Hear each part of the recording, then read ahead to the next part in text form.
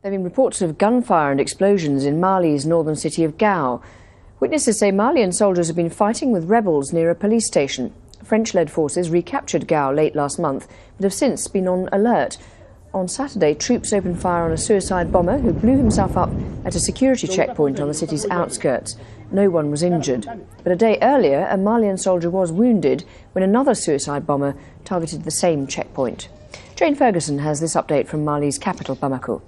Saturday's suicide attack in Gao, now that's the biggest city in northern Mali, is really significant because it is the second such suicide attack since Friday. On Friday morning, we saw the first suicide attack since this conflict began and since the French arrived here a month ago.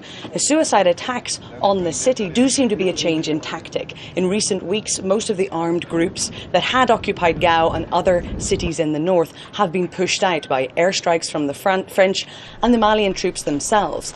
But what people here worry is that this is a change in tactics, that these sorts of guerrilla tactics of suicide bombings and also laying IEDs on the road could be increased in the coming weeks and months. And the Malians themselves are going to be worried about how they'll have to deal with that. They're not used to dealing with guerrilla tactics like this.